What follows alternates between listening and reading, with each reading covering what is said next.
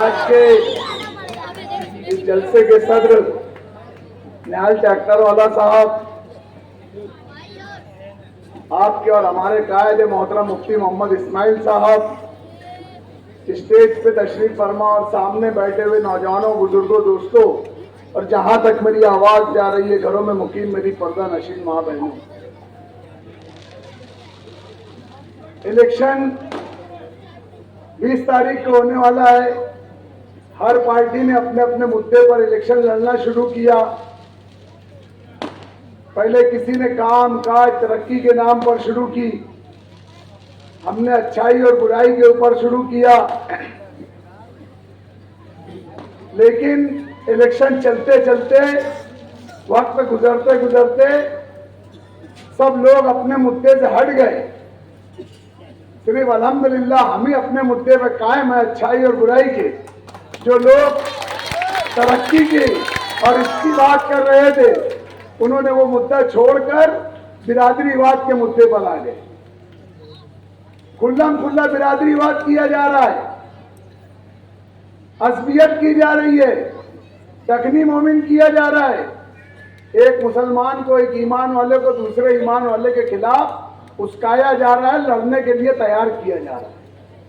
इतनी नफरत बोई जा रही है कि मस्जिदों के अंदर इमाम अगर वो एक गैर सियासी तकरीर कर रहे हैं, अच्छाई और बुराई उनके मुंह से निकल गई सिर्फ, तो उस इमाम को पकड़कर खींच लिया जाता है, उसके साथ धक्का मुक्की की जाती है, उसके साथ ऊपर ले जाकर माफी मंगवाई जाती है।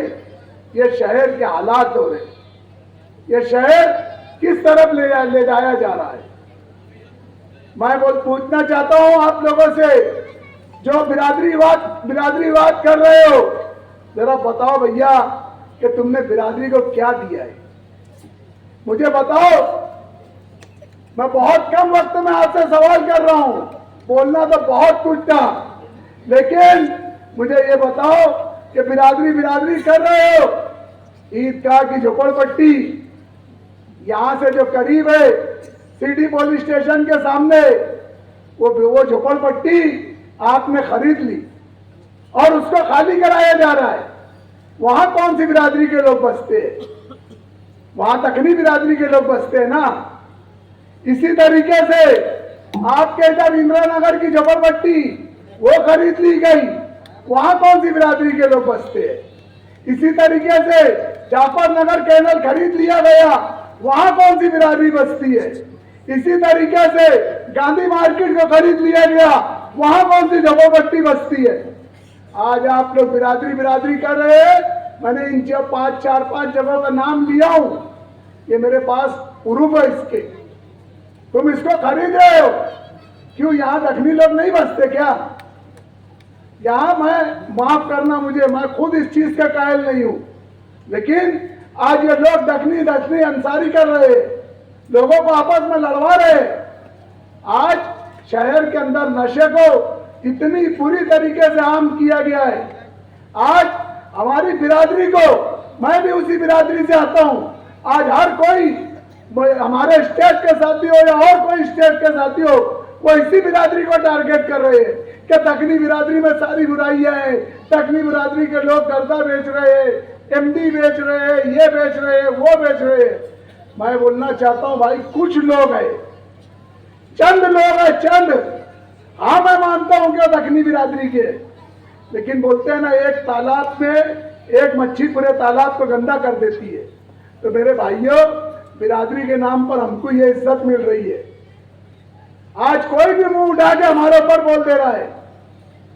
मुफ्ती साहब ने बोले कि कुसुम्बा रोड पर और पूरे शहर में कि यहाँ पर जगह जगह नशा होता है, तो उस बात को घेरा जा रहा है और उनके ऊपर टारगेट किया जा रहा है कि मुफ्ती साहब ने कुसुम्बा रोड वालों को बोला गया, पूरी उल्को कॉलोनी वालों को बोला गया, पूरे निहाल नगर वालों को बोला गया।